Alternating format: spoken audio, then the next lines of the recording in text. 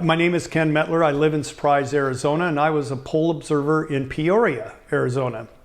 I worked the 6 to 9 p.m. shift. As I arrived just before 6 p.m., the site was in total chaos. There was 100+ people in line around the building. People were having difficulty finding a place to park. I finally parked 2 blocks away on a residential street. It was very dimly lit.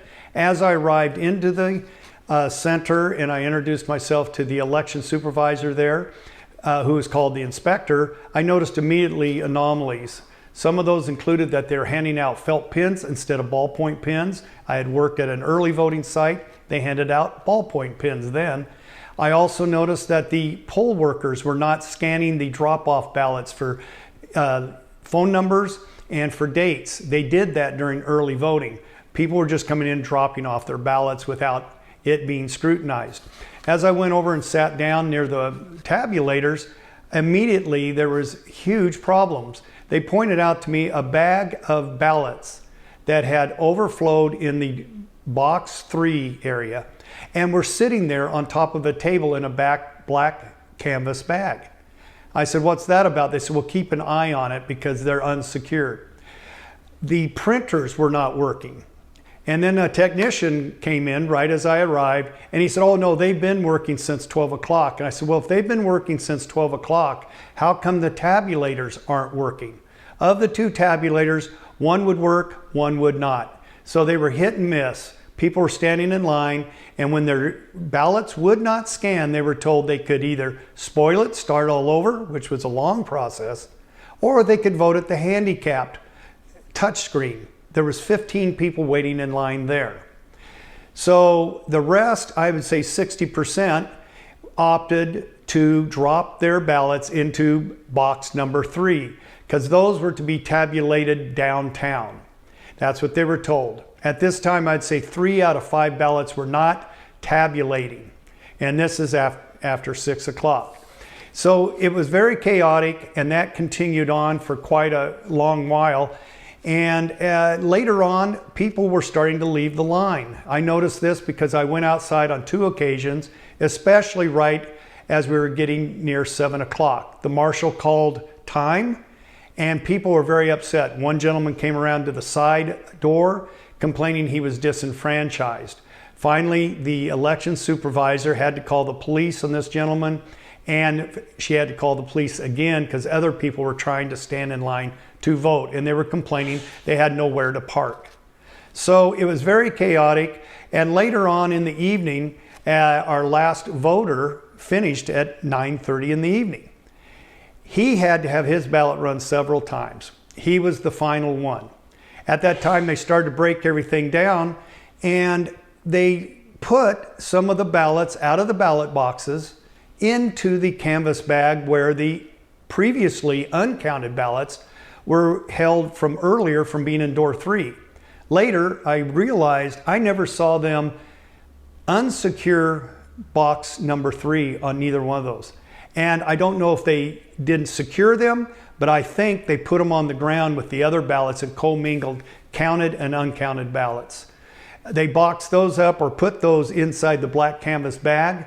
At the end of the evening, we had 2 large bins of early ballot drop-offs and 1 large canvas bag filled with uncounted and counted ballots. And then that was the end of the evening. Okay, let me ask you a few questions. And I'm trying to think. You mentioned that they handed out felt pens. Why does that make a difference? Felt pens were handed out at my place on election day as opposed to ballpoint pens, and I don't know why. It caused confusion because earlier at the early ballot voting centers where I worked, they were handing out ballpoint pens. It caused confusion because many voters thought that the felt pens had caused disruptions and malfunctions in the primary. Do we know if that is a problem with the felt pens? We cannot get a straight answer out of the county.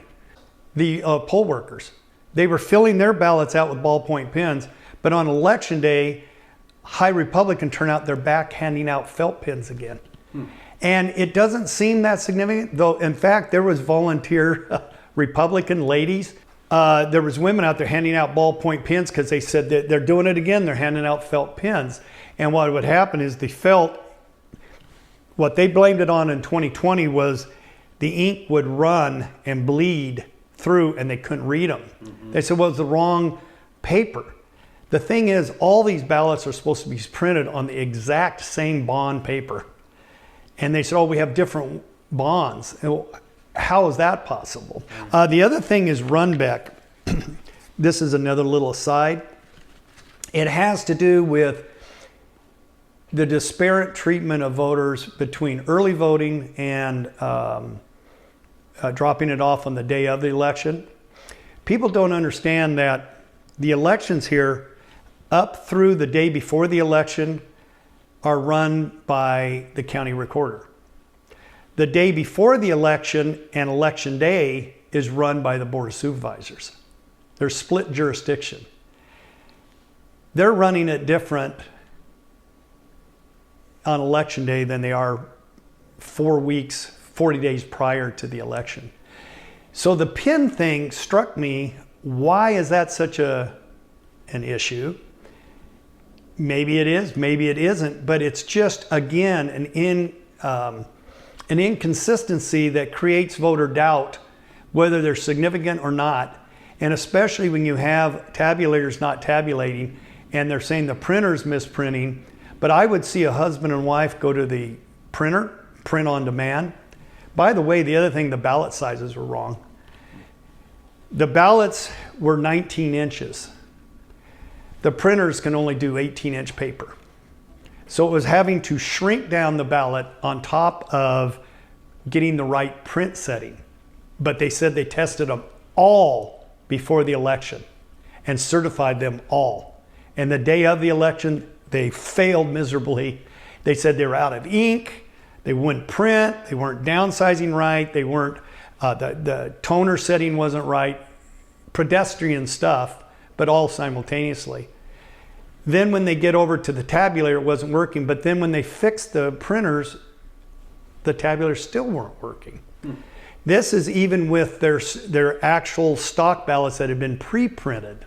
So the tabulator wasn't working even on ballots that hadn't gone through the printing time. They said the printers were down. So my technician specifically, as I just mentioned, said they had been fixed at 12 noon. And I said, well, if they're fixed at 12 noon, why are the tabulators still not working? He wouldn't answer me. So there was multiple. Answer you, or he didn't know the answer? He just clammed up and wouldn't talk. That was it, you know. I mean, that sounds kind of weird. Well, the rules are, I as an observer am supposed to only talk to the inspector. I'm not really supposed to talk to this guy. But it was just humans on humans, and you're going, this is nuts, what's going on? And he said, and he'd been there all day. And he just said, well, the printers have been working since 12 o'clock. But I'm there at 6 p.m. and the tabulators weren't working. At that night, I asked the inspector, could I have the count of the check-ins? She said, we cannot provide that. We don't know what it is. I said, you don't know the number of people that have checked in here to vote? No, we don't have that number. I also asked for the ballot cast number. She said, I don't know what that is, and would not provide it to me. So I was unable to, and I also was not able to observe if the tabulators were zeroed out.